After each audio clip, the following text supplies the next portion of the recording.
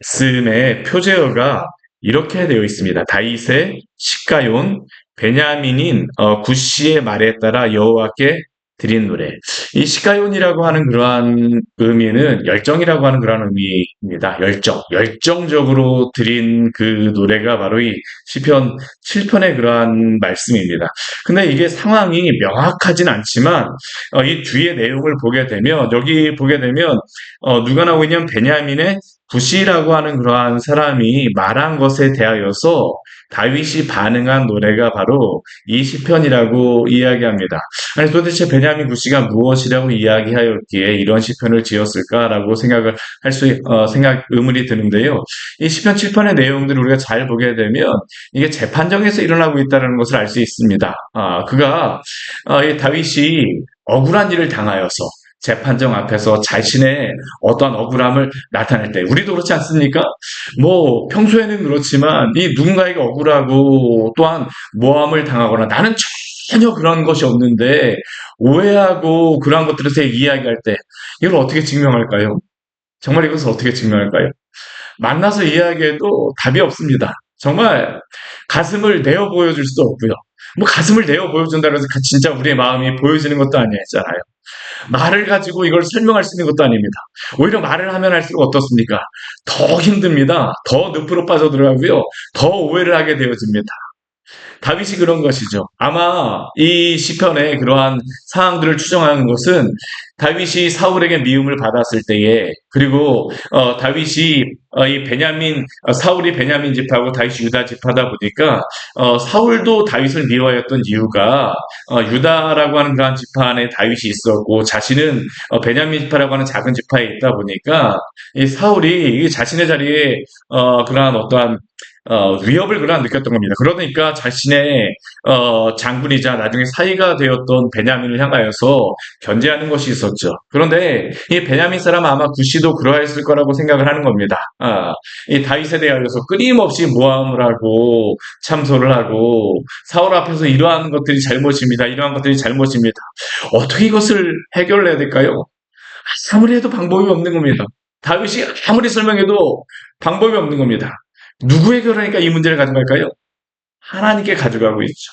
오늘 그래서 7장 1절 말씀에 보게 되면 이렇게 시작하고 있습니다. 우리 1절 말씀 같이 한번 볼까요? 여호와 내 하나님이여 내가 주께 피하오니 나를 쫓아오는 자들에게서 나를 구원하여 내소서. 아무리 도망가도 도망갈 수 없는 겁니다. 아무리 말을 해도 설명이 되어지지 않는 겁니다. 그러니까 어떻게 할 수밖에 없어요. 하나님 앞에 무릎 꿇을 수밖에 없죠. 하나님 앞에 피할 수밖에 없습니다. 하나님, 이러한 상황 가운데서 하나님이 건져내 주십시오. 여호와 내 하나님이여 내가 주께 피하오니. 사랑하는 여러분, 이러한 상황이 있을 때 우리 주님께 피하시기를 바랍니다. 성도가 피해야 될 곳은 어디입니까? 하나님입니다. 사람들은 이해하지 못하고요. 사람들은 나의 마음을 알지 못한다 할지라도 하나님은 아시기 때문이죠. 하나님은 이해하시기 때문입니다. 오늘 다윗은 어떻습니까? 사울이 그를 구하여 주지도 않습니다. 공정한 재판장이 아니에요. 또한 사람들이 그를 이해하여 주지 않습니다. 다윗의 편에 서질 않습니다. 그렇게 다윗은 여호와께서 나를 구원하여 달라고 이야기합니다. 오늘 다윗이 아마 모함받았던 여러 가지 내용들이 우리 3절 이후에 나오는 것 같아요. 다윗이 무엇을 향하여서 모함을 했습니까? 여호와여 내가 이러한 일을 행하였거든. 당신이 우리 뒤에 보게 되면 내 영광을 먼지 속에 살게 하소서. 먼지 속에 살게 해달라는 것은 무엇입니까? 내가 이러한 것들에 대해서 심판을 받아 죽임을 당하여도 아무런 할 말이 없다는 겁니다. 하나님 앞에서. 자신이 어떤 일을 행하지 않았을까라고 하고 있습니까? 우리 3절 말씀을 보게 되면 내 손에 죄악이 있거나 화친한 자를 악으로 받거나 내 대적에서 까닭 없이 빼앗았거든. 아마 이러한 것을 가지고 다윗이 모함을 받았던 것 같아요. 다윗이 이러한 죄를 범하였습니다. 그가 이러한 죄악을 범하였습니다. 화친한 자가 있었는데 우리에게 뭐 이런 것들을 악으로 갚았습니다. 나에게 이렇게 하였습니다. 까닭 없이 이러한 것들을 다윗이 행하였습니다. 참 이러한 것들을 하지도 않았는데 이러한 이야기를 듣게 되면 너무나도 답답하잖아요. 오늘 다윗이 그런 겁니다. 우리 2절 말씀을 보게 되면요. 다윗이 이러한 것을 가지고 얼마나 모함을 받아냈는지 사자같이 나를 찢고 뜯고 있다라고 이야기를 하고 있습니다. 사자같이. 제가 이 유튜브에 보다 보니까 이 호랑이 울음소리라든가 사자의 울음소리 같은 거, 이 그르릉 소리가 이게 나온다라고 하는데요. 그런 소리를 듣게 되면 쭈뼛쭈뼛 선다라고 하는데 오늘 다윗이 그런 것이죠. 모함받고 사자같이 무너뜨리려고 하는 그 사람들 볼 때 눈빛 다윗에게서 호의적일까요? 그렇지 않습니다. 말하는 투가 다윗에게서 호의적일까요? 전혀 그렇지 않습니다. 다윗을 향해서 분위기는 일만큼도 다윗의 편에 서진 않습니다. 사자와 같습니다. 함께 몰려서 물고 뜯으려고 하는 사자와 같죠. 그러니까 다윗은 어떻게 합니까? 여호와 하나님 앞에 구하며 여호와 하나님 앞에 자신을 보살펴 달라고 기도하고 있는 것이죠. 왜요? 우리 하나님은 자신의 날개 그늘 아래 오늘도 당신의 백성들을 보호하여 주시고 당신의 백성들을 붙잡아 주시는 분이시기 때문 아닙니까? 우리도 때때로 이러한 일을 당하거든. 우리가 하나님 앞에 피해야 되죠. 오늘 6절 말씀을 보게 되면 오늘 다윗이 하나님 앞에 기도하고 있는 게 있습니다. 우리 6절 말씀 우리 같이 한번 읽어보겠습니다. 여호와여 진노로 일어나사 내 대적들의 노를 막으시며 나를 위하여 깨소서. 주께서 심판을 명령하셨나이다. 우리 성경을 보다 보면 이게 동사가 반복되는 그러한 경우가 있습니다. 지금 다윗이 하나님께서 자신을 구원하여 달라고 이야기를 하는데 오늘 다윗이 하나님 앞에 구원하여 달라고 이야기할 때 어떻게 얘기합니까? 여호와여 일어나 주십시오. 여호와여 내 대적의 돌을 일어나셔서 막아주시옵소서. 주님 나를 위하여서 그들을 깨주시고 나를 구원하여 주십시오. 나를 당신께서 보호하여 주시옵소서. 왜 그렇습니까? 하나님은 심판자이시기 때문입니다. 오늘 세상에 많은 사람들이 심판하는 자리에 서서 또한 여러 사람들이 판단하며 너는 이렇지, 너는 이렇지, 너는 이렇지. 사실 우리가 재판장에 서지 않았다 할지라도요. 사람들의 한마디 한마디가 우리를 후벼파지 않습니까? 너는 이렇지, 너가 이래서 이랬지, 너가 이래서 이랬지. 그런데 사랑하는 여러분, 세상의 사람들의 심판이 두려운 게 아닙니다. 우리가 정말로 두려워야 될 분은 하나님이십니다. 왜요? 하나님이야말로 이 모든 세상 만물을 창조하셨을 뿐만 아니라 이 모든 만물을 판단하시고 또한 통치하시며 심판하실 분이시기 때문입니다. 오늘 그래서 다윗은 7절 말씀해 보게 되면 민족들의 모임이 주를 두르게 하시고 그 위 높은 자리에 돌아와 달라고 이야기를 합니다. 하나님이 심판자가 되어달라고 하는 그러한 바람입니다. 이 세상에 사람이 심판자가 아니라 하나님 제가 앞에서 이런 일을 행하지 않았습니다. 내가 죄악을 행한 것이 있거나 악으로 갚은 것이 있거나 까닭 없이 빼앗은 것이 없지 않습니까? 그러니까 당신께서 민족의 만민들을 두르셔서 그 위 높은 자리로 돌아오셔서 심판자로 서서 심판하여 주시옵소서. 오늘 그래서 8절과 9절 말씀을 보게 되면 하나님이 심판하시는 그러한 모습을 보여주고 있습니다. 오늘 8절 9절 말씀 우리 같이 한번 읽을까요? 여호와께서 만민에게 심판을 행하시오니 여호와여 나의 의와 나의 성실하심을 따라 나를 심판하소서. 악인의 악을 끊고 의를 세우소서. 의로우신 하나님이 사람의 마음과 양심을 감찰하시나이다. 사랑하는 여러분, 세상의 사람들은 모른다 할지라도요, 하나님 우리의 모든 마음과 양심을 감찰하시는 하나님이신 줄 믿으시기를 바랍니다. 은밀한 곳에서 우리가 기도하는 것도 하나님이 다 듣고 계십니다. 또한 억울한 일을 당하는 것도 하나님이 다 알고 계세요. 오늘 9절 말씀을 보게 되면 그렇게 다윗이 고백하고 있잖아요. 악인들의 악을 끊으시는 분이 바로 하나님이시며 하나님께서는 의를 세우시는 분입니다. 의로우신 하나님께서 사람의 마음과 양심을 감찰하십니다. 누가 하나님 앞에서 숨을 수가 있을까요? 우리의 마음을 어떻게 감출 수 있을까요? 사람들 앞에서는 감출 수 있습니다. 저 그러지 않았어요. 전 절대 그러지 않습니다. 사람 앞에서는 감출 수 있죠. 그러나 하나님 앞에서 감출 수 있습니까? 아니요, 그럴 수 없습니다. 우리 요한복음 말씀에 보게 되면 예수님께서 사람들에게 의탁하지 않으셨다고 합니다. 왜 의탁하지 않으셨다고 말합니까? 사람들의 그 마음을 아셨기 때문이라고 우리 성경 말씀 요한복음에 기록되어 있습니다. 예수님도 다 아셨습니다. 하나님은 또 다 아시죠. 우리의 모든 마음과 생각을 아십니다. 사람으로부터 우리가 화장을 하고 뭐 이렇게 행동하고 말함으로써 숨길 수 있을지 모르지만 하나님께 누가 숨기겠습니까? 오늘 8절과 9절 말씀을 보게 되면 그러나 다윗은 이렇게 합니다. 여호와께서 만민을 심판하시는 분이십니다. 여호와의 나의 의와 성실함을 떠나 나를 심판하여 주시옵소서. 악인들의 악을 끊고 의인을 세워 주시옵소서. 하나님이 의로우신 하나님께서 사람의 마음과 양심을 감찰하시는 분이십니다. 근데 여러분, 제가 한 가지 질문 드려보겠습니다. 하나님 우리를 이렇게 감찰하실 때 우리 중 누가 하나님 앞에 설 수 있을까요? 사실은 우리 중에 누구도 하나님 앞에 설 수 있는 자가 없습니다. 하나님의 심판 자리 앞에 누가 설 수 있을까요? 아무도 설 수 없습니다. 누가 하나님 앞에 의인이라고 이야기할 수 있을까요? 우리는 아무도 의인이라고 말할 수 있는 자가 누가 있겠습니까? 사실 우리가 앞에서 억울하다라고 이야기를 하지만 사실 우리도 어떤 자입니까? 때에 따라서 판단하는 자였죠. 때에 따라서 참소하는 자였죠. 때에 따라서 우리도 여러 가지 하나님 앞에서 죄악을 범하는 자 아닙니까?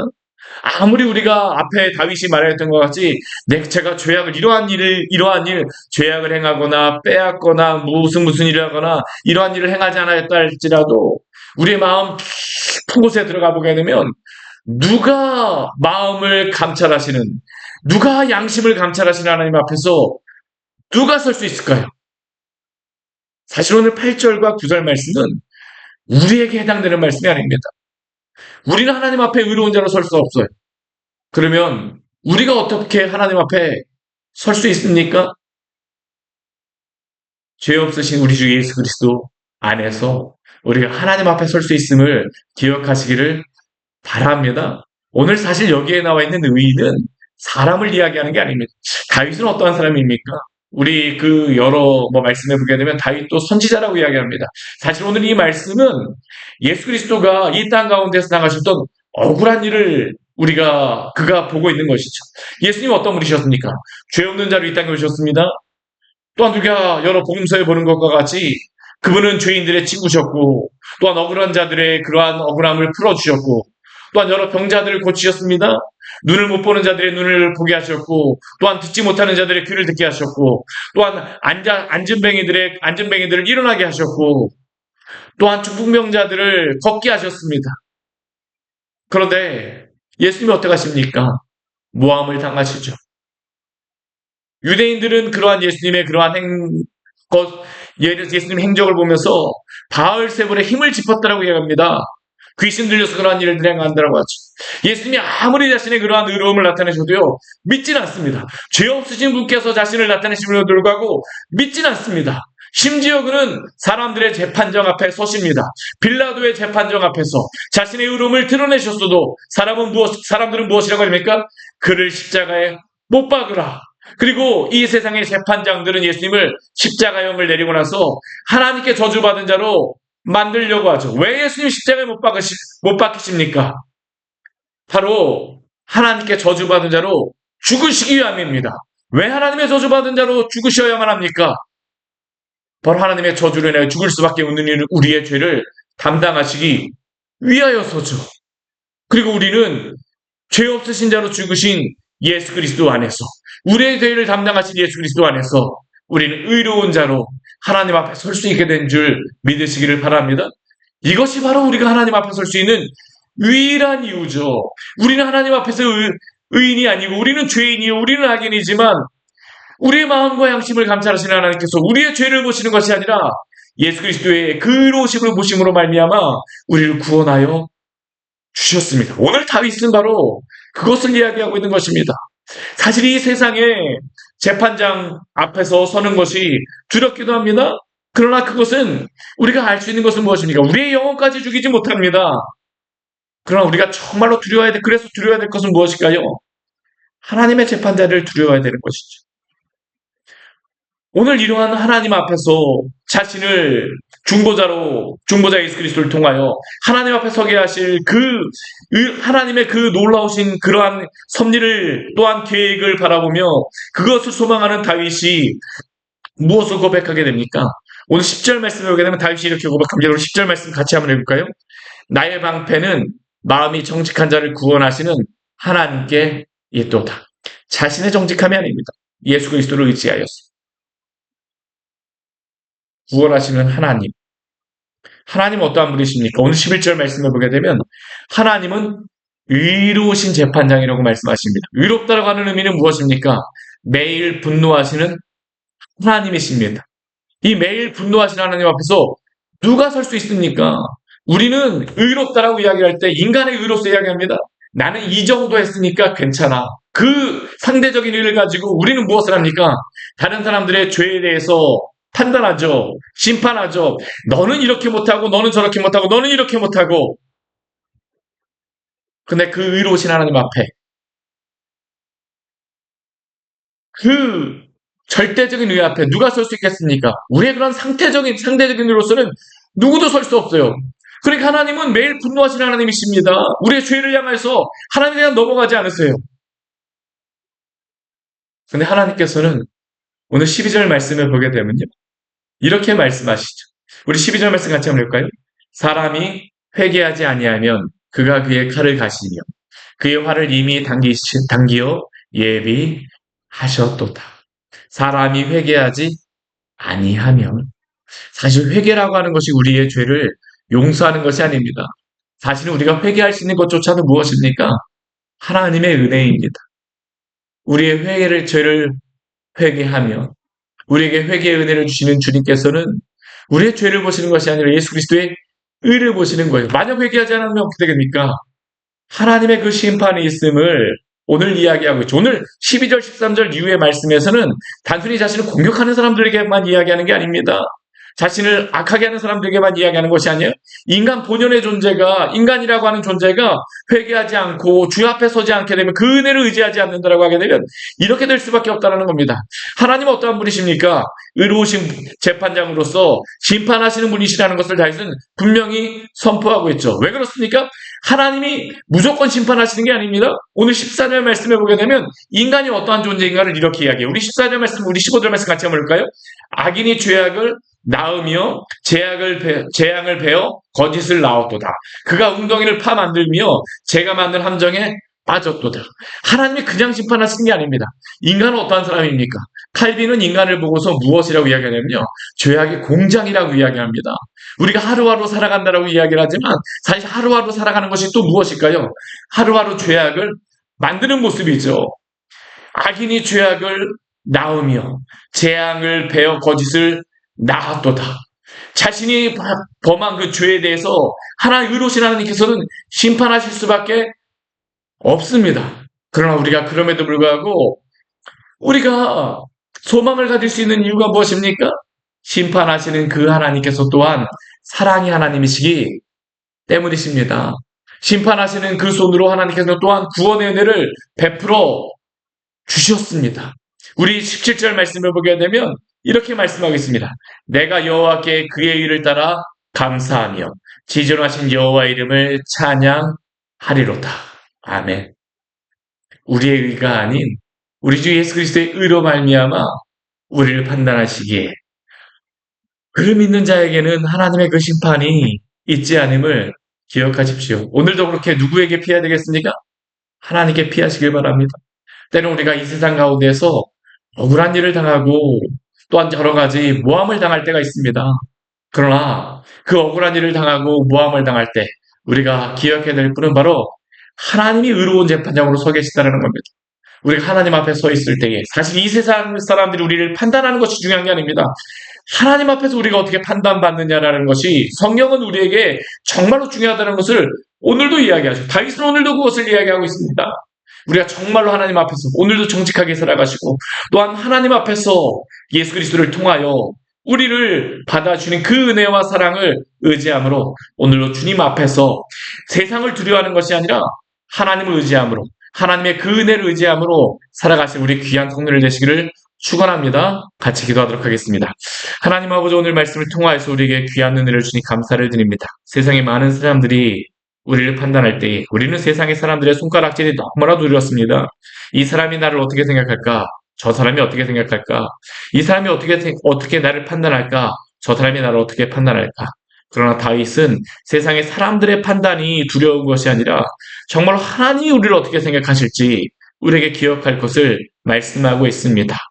사실 우리 주 예수 그리스도가 우리의 그 모든 억울함과 그러한 것들 대신에 이미 십자가에서 우리의 죄를 담당하시고 죽으셨습니다. 사실 우리는 판단받는 자라고 하지만 우리가 이미 판단하는 자 아니었습니까?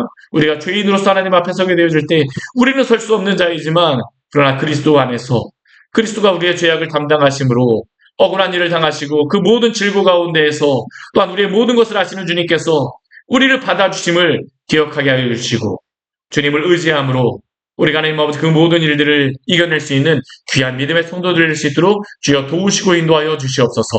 세상 가운데에서는 때로 우리가 이해를 받지 못한다 할지라도 의로우신 하나님께서 우리의 모든 것들을 감찰하심을 기억하게 하여 주시고 하나님의 그 자리 앞에 우리가 무엇으로 서 있을지 어떠한 모습으로 서 있을지 항상 기억하며 깨어 주님을 바라보며 또한 그리스도의 은혜를 날마다 의지하는 우리 복된 성도들 될 수 있도록 주께서 함께하여 주시옵소서. 오늘 하루의 삶도 주님이 우리의 삶을 주장하여 주십시오. 주님이 우리의 주인이십니다. 예수님 이름으로 기도드립니다. 아멘. 오늘 말씀을 같이 기억하시면서 기도하며 나가도록 하겠습니다.